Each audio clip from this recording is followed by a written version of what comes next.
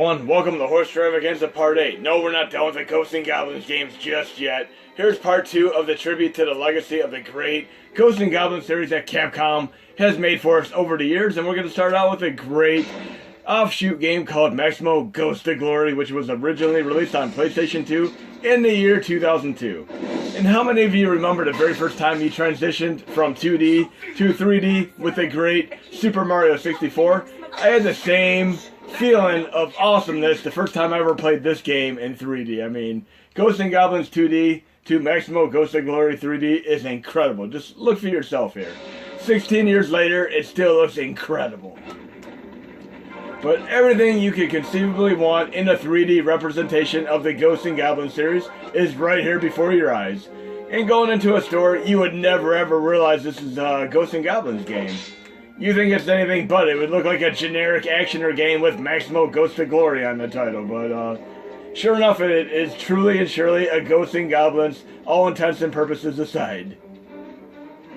And unfortunately, Konami didn't do the same impact on me with their Castlevania 64, but luckily they went back to the drawing board and did a much better job the second, third, fourth, and even fifth time around. And of course, Contra didn't really have a great representation in the 3D realm as well. I mean, Contra Legacy of War was awful, god-awful. And the follow-up Contra C Adventure wasn't any better, but the 2D levels were great, the 3D levels were atrocious. Some games have what it takes to go to 3D, some games don't. Castlevania eventually did better in 3D, but Contra never did. And of course, Metroid obviously did. Here, this is cool. We have a little bit of a level upgrade system here. I push this select button. I have this ability that I just unlocked. I'm able to do a double attack with the square button. Really cool. So yes, you do have a little bit of a je ne sais quoi as far as a level up system. And throw me a game with a level and upgrade system, I'm in heaven. I mean, anything from the original Rygar and NES to Metroid. I mean, I love upgrade systems. You knowing that you can make your weapon more powerful, there's always a certain draw and addictive nature to that. And it's not quite the same thing as microtransactions either.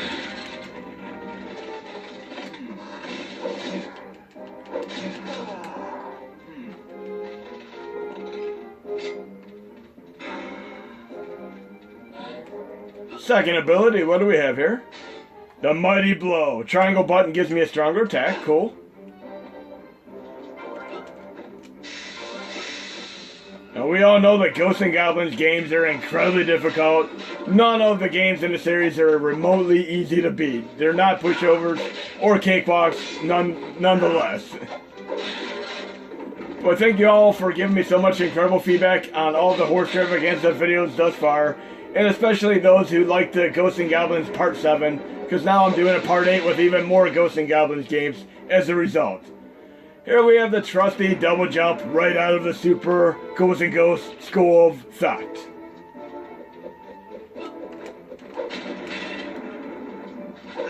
And some of the games I'm going to be showing you in today's video are going to be games that some of you never even realized existed. And also, there's another great Ghosts and Goblins game on PS2 called Maximo Army of Zen. Unfortunately, you can't download it. This game here is actually downloaded on the PlayStation 3. But Maximo Army of Zen, you're going to have to play on an original PlayStation 2. But I'm really hoping Capcom gets their butt off the ground and releases both of these on PlayStation 4 and even Nintendo Switch. We need to have a nice Capcom collection of all of these Ghosts and Goblins Legacy tribute games, just like they did with the Capcom Mega Man Legacy Collections 1, 2, and Mega Man X 1 and 2. I mean, they really need to have them all. Let's do this Power Blast attack. That's cool, nice and strong.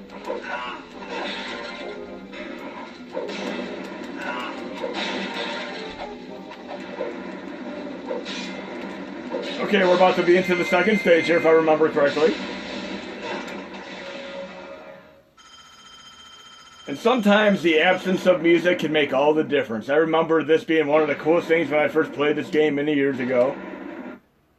There is no music in the second stage. It is just atmospheric sound effects, which really adds to the mood here. This is incredibly cool. I'll be quiet so you can hear this for yourself.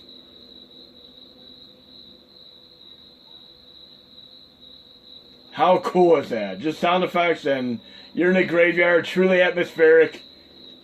Again, this is Maximo Ghost of Glory, incredible game, well worth your time, whether or not you played on the PlayStation 2, PlayStation 3, and it might even be on PlayStation Now on the PlayStation 4, but hopefully they'll, Capcom will do some kind of tribute collection and include this game. But now we're going to go back to the mini SNES and try out some more Ghosts and Goblins games. We're going to try another game that is not quite well known. There's actually a system called the Wonderswan, which is yet another handheld system, not as well known as Game Boy and such, but they had a great, the Wonderswan Color had a great Final Fantasy re-release, which had better graphics and music, and these were the templates for the later Game Boy Advance and PlayStation 1 re-releases. But here we have a great Micah Mara, Ghosts and Goblins on Wonderswan here, black and white Wonderswan, should I say. And it actually is a whole new Ghosts and Goblins game. Typically you play a game on a handheld, it'd just be kind of a lower downgraded version of the console version of it. But in this case it is an entirely new game, just like it says, new game, with elements from Ghosts and Goblins, Ghouls and Ghosts, and even Super Ghouls and Ghosts. Really cool stuff here. So yes, there's a lot of fun to be had, even on the handheld systems, particularly the black and white ones. And I like what they did with the soundtrack here. It is low-key, really cool, nice synthesizer score going here.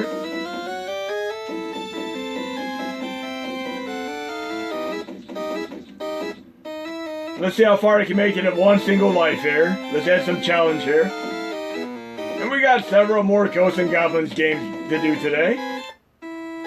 Again, many people try this series out and they move on to the next game because of how incredibly difficult it is overall. But if you stick with it, it is truly rewarding as far as the gameplay is concerned. But I'm still not going to talk about what happens after you beat your typical Ghosts and Goblins game. You can find it out for yourself.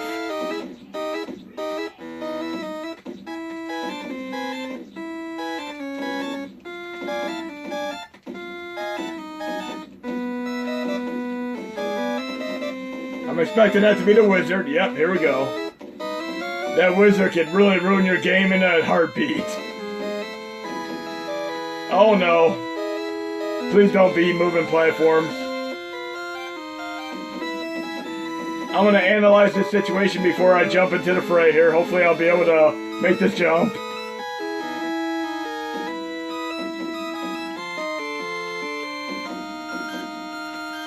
Luckily, we don't have the Medusa heads to knock me off the platform there.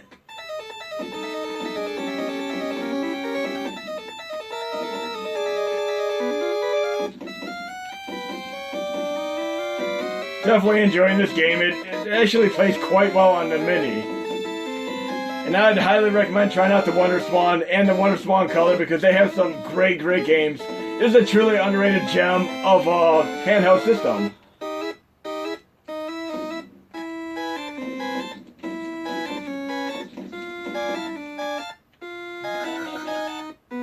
Okay, am I going to make it to a boss? Let's see. Yep.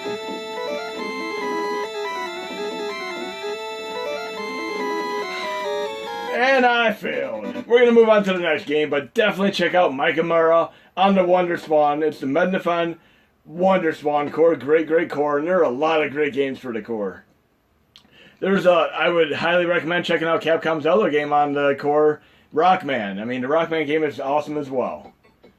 But here we're going to play yet another PlayStation 1 game that is a Ghosts and Goblins offshoot game that was not really known to many people. We're going to try it right now.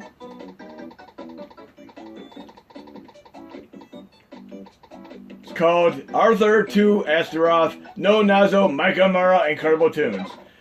And I would highly recommend watching my advanced PlayStation 1 Ripping video with Japanese games, because if you try to find this online, you're going to have a game without music. I mean, you're going to have to un-ECM this and actually convert the 8 files into waves and then to bins and do your typical procedure to get this into bin and queue format and or eboot format. But I'll link to it in the description, but watch my PS1 Advanced Ripping video and you'll be able to play this as you should be able to play it with a great originally intended music and everything intact.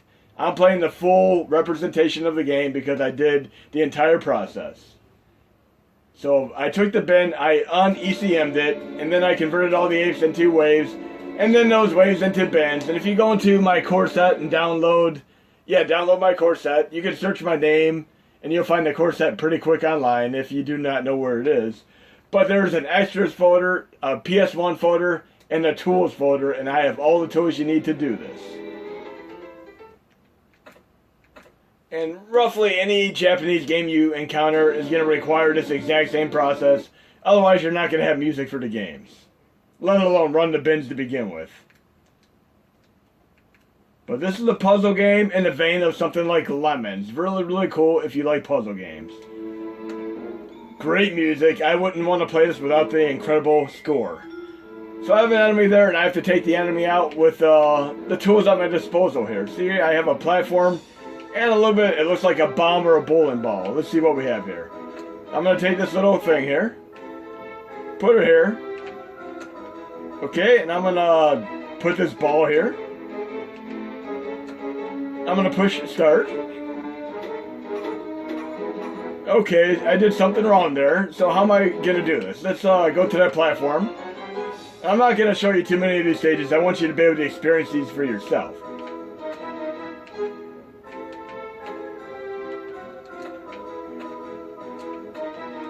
So yes, you can actually stretch this platform longer, like this. There we go. Now I have a longer platform by pushing the green arrow. And then I'm going to redo this. Okay, I beat stage 1. We'll try stage 2 here, but again, I don't want to show you too many of these because I'd like you to experience them for yourself, guys and gals. But Capcom is definitely the type of company you'd expect to do a puzzle game based off one of their licenses. Street Fighter Puzzle Turbo, come on now, great game. Great music here, okay. What am I supposed to do here? Let's see. I'm going to push start and see what happens. Okay. So I have this little figurine here. Let's see what happens if I place it somewhere. I'll place it right in front of this guy and see what happens.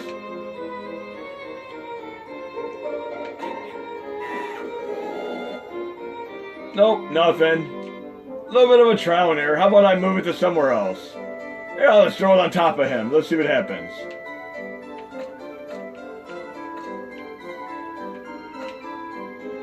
Can you imagine playing this without music? There's no conceivable way I'd want to play this without the incredible soundtrack. I just tosses it right off of him. Okay, I failed again. Let's try moving it somewhere else. I'm going to move it to the... How about up here? Let's see what happens.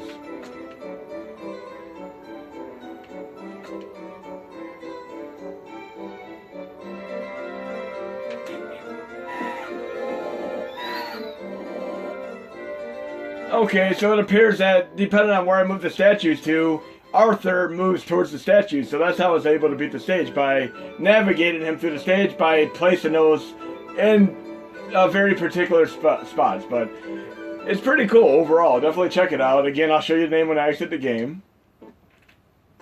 We got a few more games to check out, of course. And again, definitely check out the PS1 Advanced Japanese Ripping video, which I will link to directly in the description. I did a PS1 101 ripping video, an intermediate ripping video, and a Japanese ripping video. I'll link to all three of them. But again, this incredible game is Arthur 2 Astaroth no Nazu Maikamura Incredible Tunes. Now we're going to move on to yet another offshoot of the Ghosts and Goblins series on the Game Boy. Yes, if you ever play a Game Boy, one of the best possible games you could ever play, and I'm going to do it right now.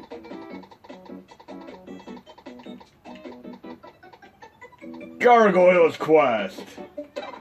When I had the original Game Boy, this is probably my favorite game on the handheld system. I mean, obviously, Tetris is untouchable, but if you're out buying another game, this game was awesome. I mean, it really holds up to the typical NES game that you'd be playing. Now, obviously, I like the Zeldas and your Final Fantasy games as well, but if I want a straightforward action game, I'm looking no further than Gargoyles Quest on my original NES.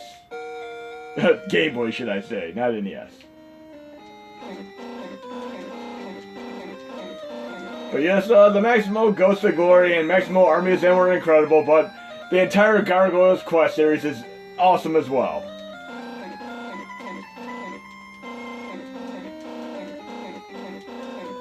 It starts out like it is an RPG game, but it's actually a side-scrolling actioner game.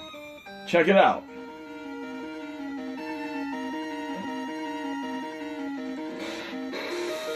And of course you could go into, if you're running a Gambetta like I am, you could go into the core options. And you can turn on Game Boy colorization to auto. Now we have color, yay.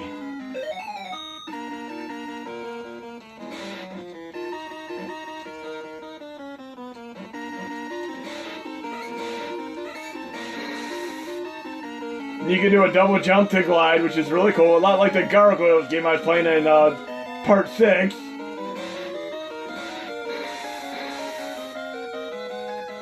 A little bit of a Ninja Gaiden and Batman climbing walls and such. Okay, there's something up there. I wonder if I could glide up there. And yes, you can actually upgrade your character and make your character more powerful over time. Okay, I had just enough glide to be able to get that, but yes, you can actually increase your glide over time.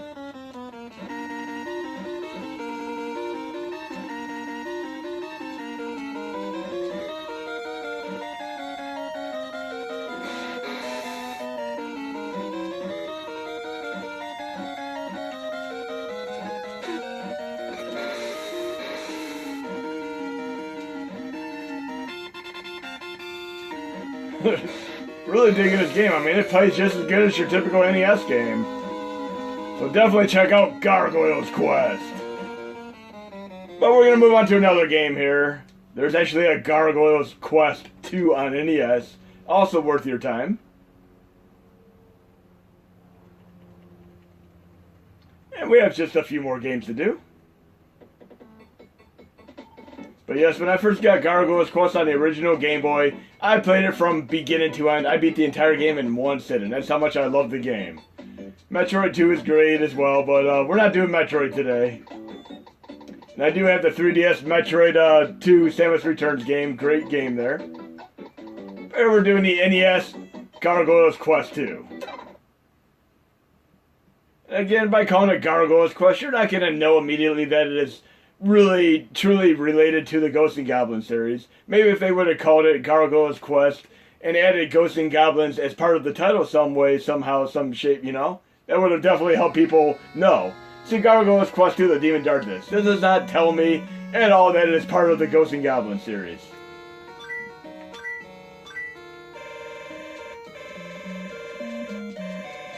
Sometimes they do this with movies as well, because I'm a big fan of horror movies, obviously. I've seen each and every Friday the 13th movie, but I didn't even know that Jason X was a Friday the 13th movie. If it was Friday the 13th Jason X, I would have known, but calling it Jason X, I had no clue it was a Friday the 13th movie. Because even back then, I didn't watch commercials, and I didn't really know. But that was an incredible movie at the time. I actually liked what they did with many of those movies at the time, where they did kind of a horror movie in outer space thing with Leprechaun 4 in outer space, and then they did Hellraiser 4 in outer space, and then of course Jason X, which was technically Friday the 13th 10 in outer space.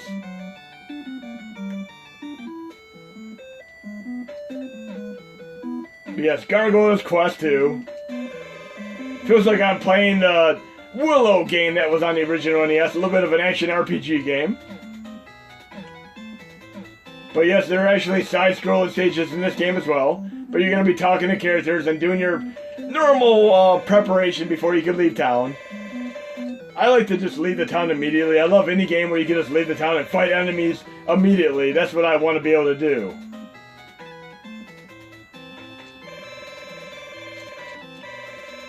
Let me leave the town.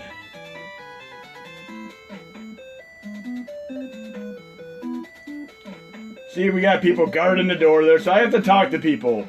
But I'm not going to waste the entire video trying to prepare to leave the town. Just check out Gargoyles Quest for yourself. But we got one more big game to try out here. We all know how Ultimate Ghosts and Goblins runs on the Mini. I'm going to show you real quick here. You can actually get a performance upgrade to run it considerably better than it would run at default settings. But it still doesn't run quite as well as the original PSP version of Ultimate Ghosts and Goblins runs. But we're going to try for a quick moment here.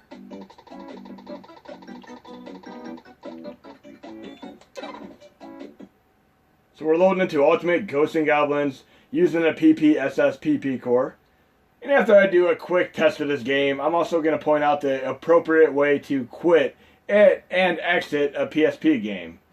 Because if you try to directly exit the game like any other game with down select or RetroArch exit, or the home button or the reset button on the console, you're going to freeze your system up for a roughly 45 seconds to an entire minute. I'm going to show you the appropriate way to quit if you do want to play this on your Mini, along with many of the other great PSP games.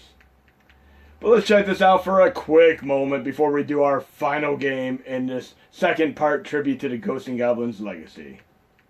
And this is a fairly large game, that's why it's taking just a little bit longer to load. I have it compressed as a CSO file right now. Okay. And I have the PSP performance upgrade installed. So let's see how this runs on the Mini here. And we're going to compare it to the real deal. Just so you can see a little bit of a before and after. Because while many games run fantastic on the PSP, some games require more to run well. And this is one of them.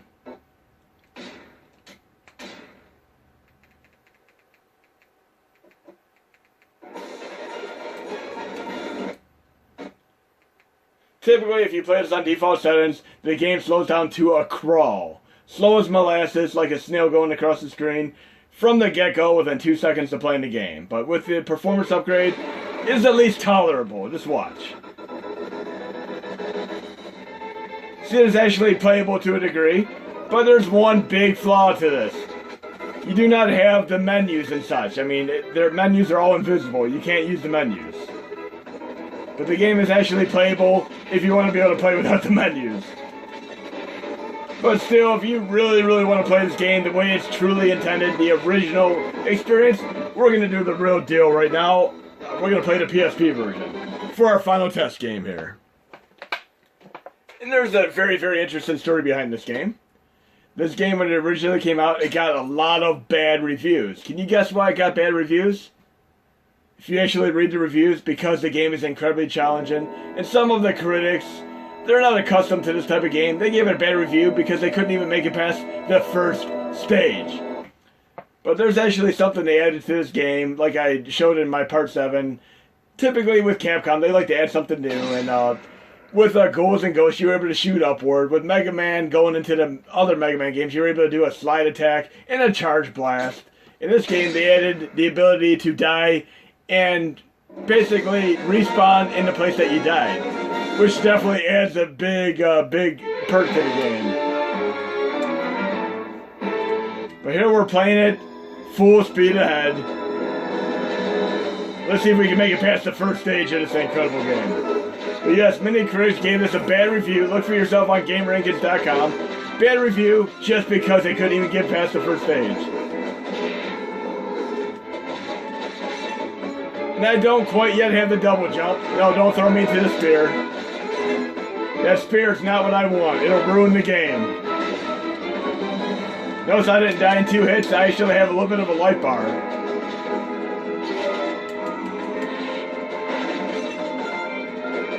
I don't want that either.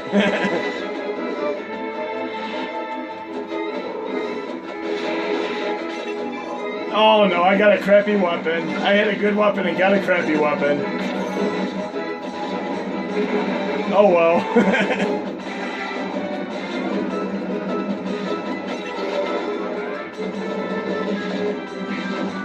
I really need a better weapon here. I would have got past this part a lot more easily if I would have had the dagger.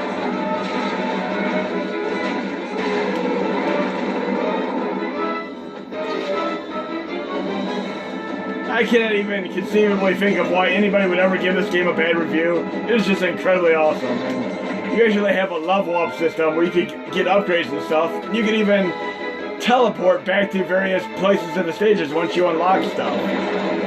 Oh no, I'm a grasshopper. Not what I wanted to be.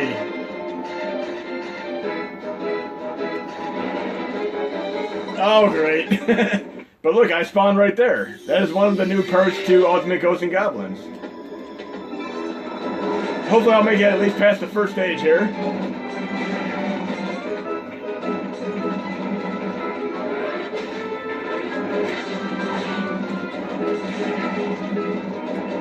Notice I don't have the double jump yet. You can actually unlock the double jump, which really adds to the game. And you can go back to earlier areas. You can actually play levels over again and get stuff that you couldn't get the first time, simply by having different power-ups, like the double jump.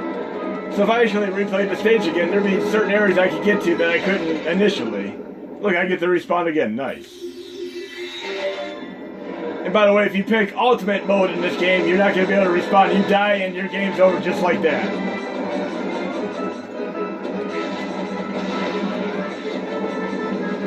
I'd very much like to have a better weapon than this. There we go. Just what I need.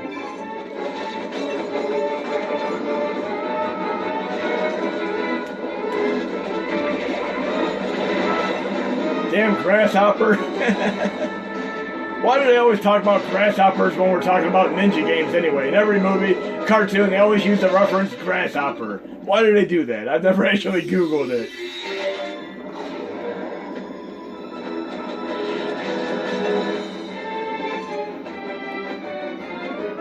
There's where a double jump would come in handy right there. I can't get it because I do not yet have the double jump.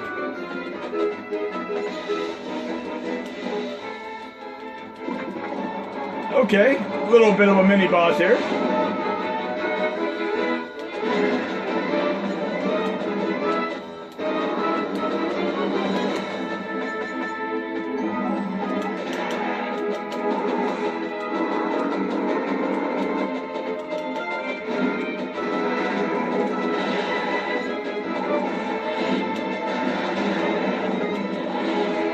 Let's see what's behind door number 3 here. Oh, another suit of armor. I'll use my magic attack. Yes, you actually get magic attacks in this game too. That'll help a little bit. Now I'm micro size. What's going on here?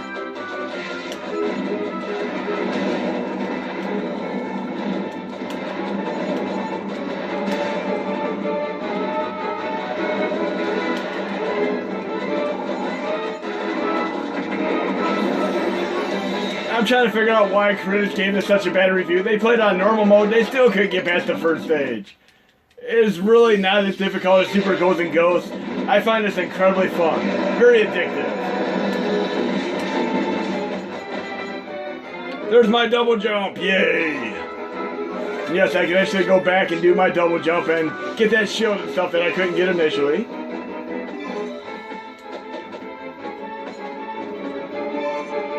Right here.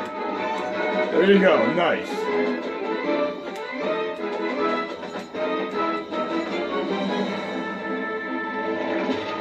Okay, what's next? Double jump! I have a little bit of a pot here. Let's see what's behind here. Hopefully it's nothing crappy. Double jump makes all the difference here. Okay, I bypassed the first stage. So why were these critics unable to do the first stage? I did it. Lost a few lives, but I was able to do it. But I've actually read reviews where they couldn't even do the first stage. Ridiculous. But I'm going to do one more thing for this video. I'm going to go back to Ghouls and Ghosts and see if I can make it past the first stage. And then I'm going to call it quits for part 8. So again, here's how you quit the PSP game. Have 2048 or Mr. Boom installed. Start the core. And then you can appropriately exit the game. If you try quit normally without a core like this being loaded or Mr. Boom, you're going to freeze your system for 45 seconds to an entire minute. But I'm going to do 2 minutes of gameplay with Ghouls and Ghosts, and hopefully I'll do better than in my part 7 video, which I failed miserably. I was able to do the first stage in Ghosts and Goblins, and Super Ghosts and Ghosts, but I wasn't able to in Ghouls and Ghosts. But let's see if I can here. So, Mega Drive, well, actually we're doing the arcade version here.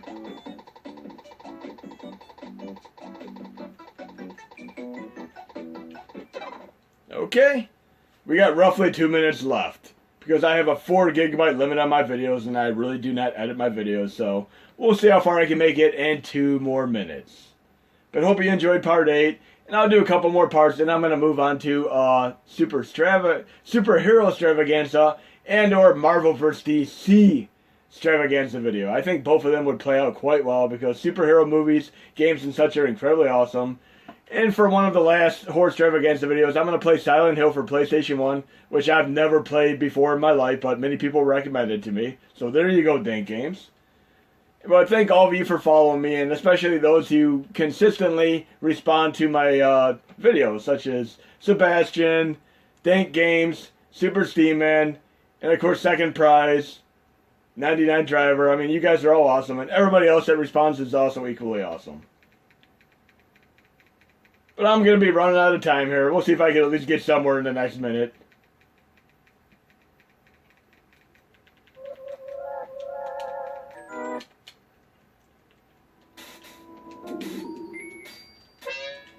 And I failed already, so I'm going to sacrifice myself and try this one more time.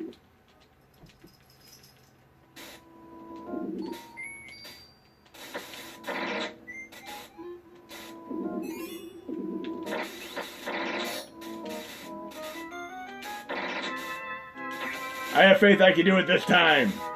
You know, whenever you get stuck in the game, give it a break and come back to it, and you'll surely do better the second time around.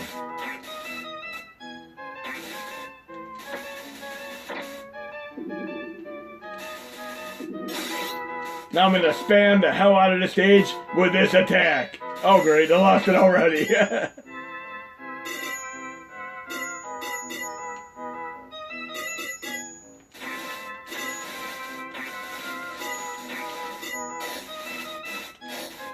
I'm just going to try to power my way through the stage. Why not?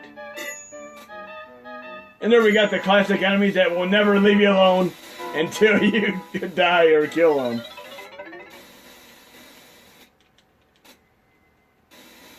In any case, hope you enjoyed the video. I'm going to make Ghouls and Ghosts my arcade series, because I'm going to beat this game from beginning to end in my arcade series.